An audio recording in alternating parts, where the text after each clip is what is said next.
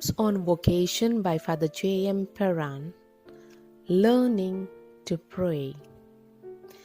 Let us dispose of the first misunderstanding that prayer means making a speech. It simply means talking to God. Let us avoid any ideas involving complications or artificiality.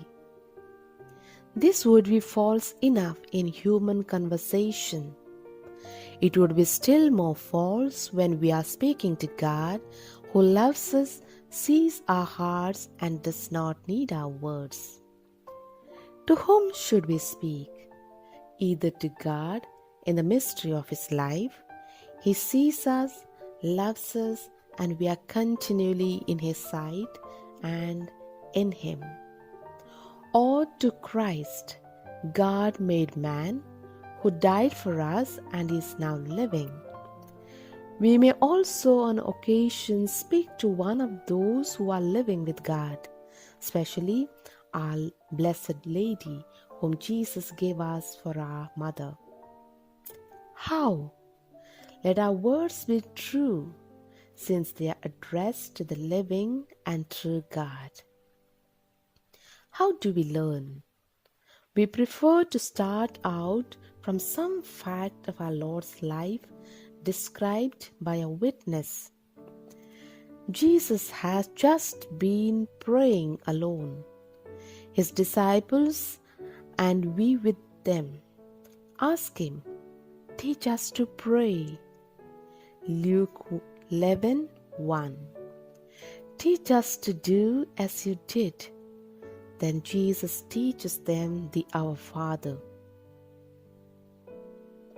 Consider what each of the requests in the Our Father brings to us, how it broadens our outlook.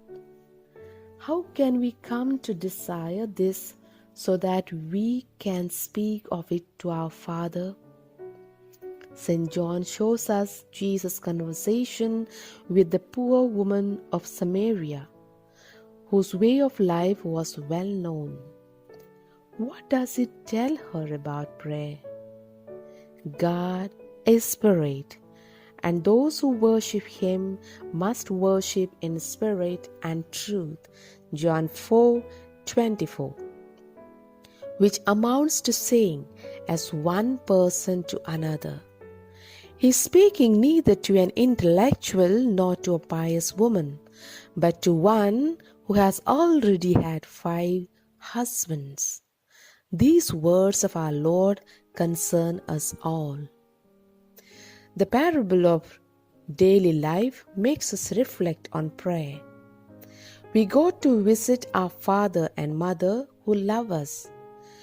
With what joy and simplicity we go, thinking of pleasing them, hearing their news, and discussing with them the things that interest them. When we go to God, let us go to Him for His sake, in truth as we are, because He loves us, understands us, awaits us. Speak to Him of Himself, of His kingdom, of everything that for His sake is part of our life. Recall with Him the memories of our Lord's life, death, and resurrection. Or take a scene from the Gospels. Remember that Christ is God made man and that He is there because He loves us. For example, Cana, John 2.